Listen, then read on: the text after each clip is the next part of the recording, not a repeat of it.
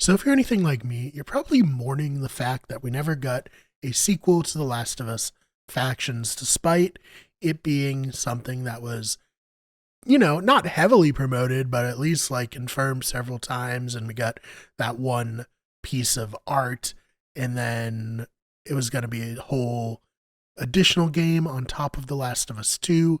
But ultimately, Bungie came in and said this does not work as a live service game.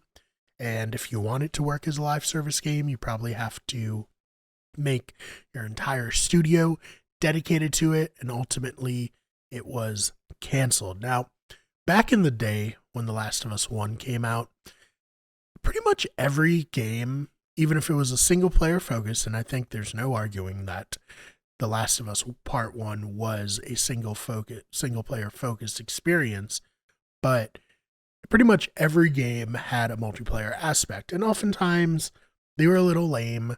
They were like BioShock 2, where it's just like team deathmatch with some of the characters in the game. It didn't really set it apart, and it didn't really get remembered, but from that generation, 360 PS3, a lot of like the online game functionality was a fun addition. It's something that you could get a little bit more out of your purchase of. But again, The Last of Us Factions 2 was going to be building off of a really, really beloved Factions game mode that wasn't just something that was added on because every single game at the time had an add-on, but really set itself apart as a quality experience in this age of haphazard additional multiplayer mode. So we're going to go over to IGN, and Wesley Yin Poole, who writes, director of The Last of Us Online, says former colleagues still tell him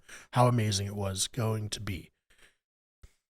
The director of the canceled The Last of Us Online has said former colleagues still message him to say it was, quote, the best multiplayer game they've ever played. Naughty Dog stopped development on The Last of Us Online in December 2023, saying it would have needed to put all of its resources into post-launch content for years to come, an approach that would have severely impacted its ability to develop future single-player games, including what we now know is Intergalactic: The Heretic Prophet. Earlier this month, Vinit Agarwal, who is the director of The Last of Us Online, spoke out on the devastating impact of its cancellation, which, as he said, he only found out about 24 hours before Sony made it public. It's wild how many of my ex-colleagues still message me today saying how amazing The Last of Us Online was going to be. Still the best multiplayer game they've ever played, Agarwal tweeted over the weekend, as spotted by Eurogamer. Never going to let what I worked on not see the light of day again. Thank you all for the support and confidence. He joined Naughty Dog in 2014 and worked on The Last of Us Online for nearly 7 years, from 2016 to 2023. When production was shut down afterwards, he left Naughty Dog to start up his own gaming development studio based in Japan. In an interview with the Lance Ely podcast from Tokyo, Agarwal spoke openly about why The Last of Us Online was cancelled despite being very, very close to done, blaming it on a combination of factors including the widespread industry pullback following COVID lockdowns and Sony's subsequent reassessment of its live service push. He also spoke about how The Last of Us Online would have played, explaining that he wanted to recreate the feeling he experienced being mugged, which is a hilarious idea. I wanted people to get that feeling, he said.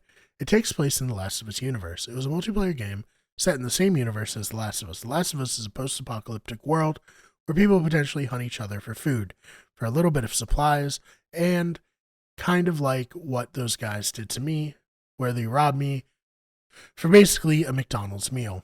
And so that sense of desperation that comes out of that, and what you're willing to do when you're desperate, and the dehumanizing element of it, where you're gonna almost hunt someone like an animal for scraps, and when they chase you, they're out for blood. They will chase you to the end of the world to get that food. The goal of the game was to scavenge supplies, and one of the best sources of supplies is to kill the other player, right? And I remember this experience.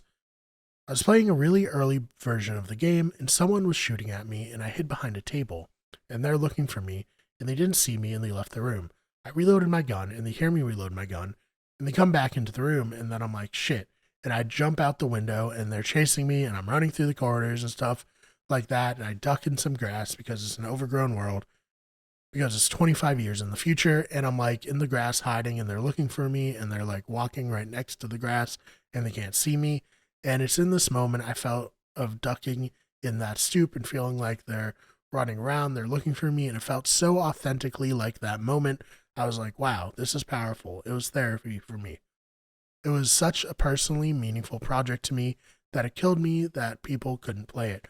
Despite reaching basically the top of the game industry, being a game director at one of the best video game companies in the world, I thought to myself, the only better thing I can do is to make my own company. Former PlayStation executive Shohei Yoshida told Sacred Symbols Plus last year that feedback from Sony-owned developer Bungie helped to convince Naughty Dog to scrap The Last of Us multiplayer. The idea for The Last of Us Online came from Naughty Dog, and they really wanted to make it, Yoshida said. But Bungie explained to them what it takes to make a live service game, and Naughty Dog realized, oops, we can't do that. If we do it, we can't make Intergalactic the Heretic profit. So that was a lack of foresight.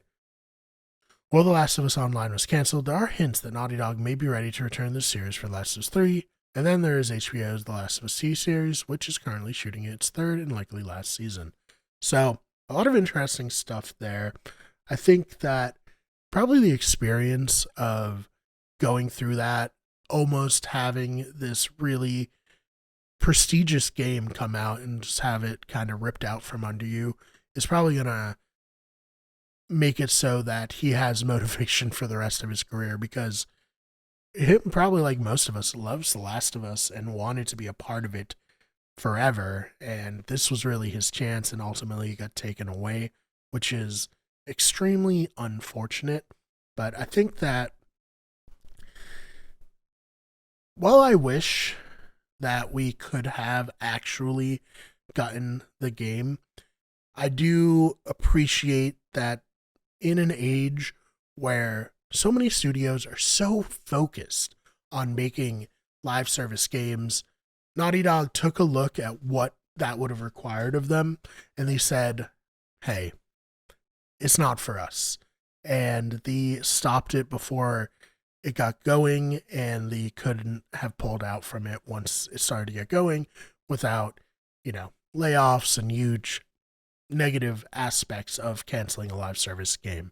And that would have put a stain on the studio more than canceling it. So as much as I really wanted this to happen, if Naughty Dog felt like they would have preferred single player games, I can totally respect that. And obviously I feel bad for anybody who worked on it and it didn't come out, but it does make sense to me. But maybe I'm wrong. Maybe you have an opposite opinion. If so, let me know in the comments. And if you enjoyed this video, please subscribe. We have new videos coming out all the time on the Where You Get Everything channel and the Those Fake Nerds channel. If you're watching it on either of those, please subscribe and check out the Inverse channel. Subscribe to that as well. If you can't get enough of what we are offering here with our content, check out our Wicked Good Sports YouTube channel, where we cover sports and all the latest news there. Check out our podcasting channel called Better Radio, where right now we're covering Survivor. We cover a lot of reality television as well as recaps of television shows like in the Game of Thrones universe. And check out our newest channel, History is Wicked, where we cover cryptids, urban legends, and weird history stories. Again, thank you so much for checking this one out, and I will see you in the next one.